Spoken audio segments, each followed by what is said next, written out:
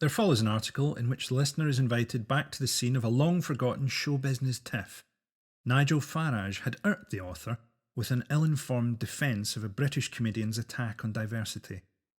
Do you know how lazy you have to be as a comedian to find being white difficult? November 2014. It has been genuinely amusing to watch Nigel Farage rail against the lefties of television panel shows. He's been reacting to an industry debate about a pro-UKIP blog by a comedian, which is far too dull to go into here. Bizarrely, Farage is enraged because he sensed solidarity among performers, spluttering that lovies look after themselves and look after their own, and when they sense a whiff of dissent in the ranks, first they close up, then they start flailing wildly. I doubt anyone has ever accused comedians of solidarity before. It's hard to think of a less collegiate world than that of unabashed professional narcissists competing for attention. Even when we reluctantly band together on panel shows, we're only trying to sell solo tours. Indeed, this article will be quickly followed by one from Stuart Lee, pointing out that no panel show comedian is properly political, and the only true comedy the left can aspire to is him delivering a half-hour monologue about not liking celebrity juice.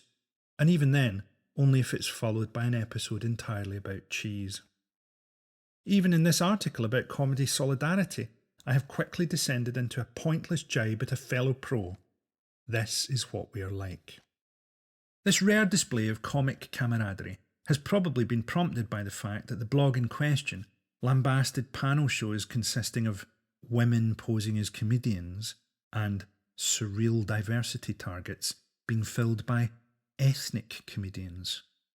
Comedians, being decent sorts deep down, maybe just don't take kindly to what they see as their fellows being targeted because of their race or gender. I doubt any of us have a real bugbear with the comedian himself, because bitterness and disappointment is something most of us can relate to on some level. We might, at worst, reflect that better comics have faced greater disappointment with more dignity. What I'd like to point out about Farage's argument is, and this seems so unforgivably un-UKIP, it seems to be riddled with internal contradictions. First up, Nigel wants to be seen as a pint-swilling man of the people. The manifesto probably makes a lot more sense after about 6 pints.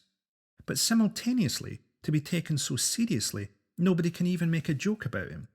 He tells us how popular UKIP are, and simultaneously, how jokes against them are easy populism. Well, which is it? Farage disparages a very good article by the comedian Ava Vidal on the debate, and follows her name with, "No, I don't know either." It seems strange that Farage hasn't heard of such an accomplished black female comic if television is awash with such performers. Almost as if black people, and women, are actually underrepresented in the media. Enraged by Mock the Week talking about UKIP, he claims, "There's no rational response. There's no such thing as, that's interesting, we should discuss that." Well, of course, a rational response about the interest of a subject might not be what one would immediately expect from a show designed to take the piss, or possibly joking about something is the way that it is discussed on a comedy show. Perhaps that's why it's not called "Let's Have an Interesting Discussion About the Week." Equally, a rational response seems a lot to ask from a party making a wholehearted appeal to irrational fears and prejudices. I'm not saying that there's no rational response to UKIP, but maybe there isn't one that doesn't involve some general laughter. Still, Farage poses a few rhetorical questions and, as he seems to seek rational discussion instead of comic zingers, I am happy to answer them here seriously.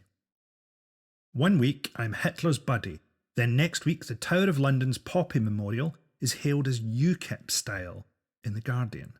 Well, which is it? Am I pro-freedom or anti-freedom? Am I a modern Hitler or a modern Churchill? Well, Nigel, you seem to be pro-freedom for big business and rich people, anti-freedom for immigrants, asylum seekers, gays and other marginalised groups. Does that also answer the second question, or shall I go on? You ask if you're a Hitler or a Churchill. Well, your party forms pacts with right-wing Holocaust deniers.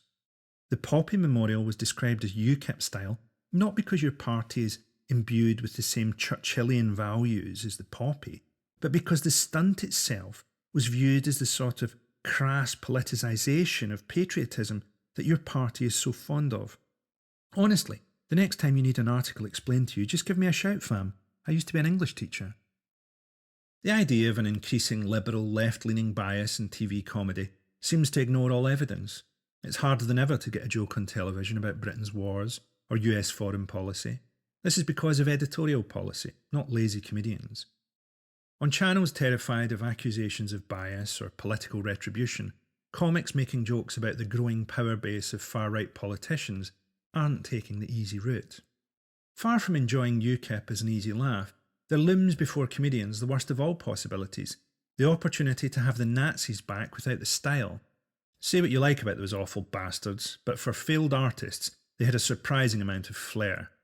Put Farage in jackboots and a leather trench coat, and he'll just look like a gay Doctor Who.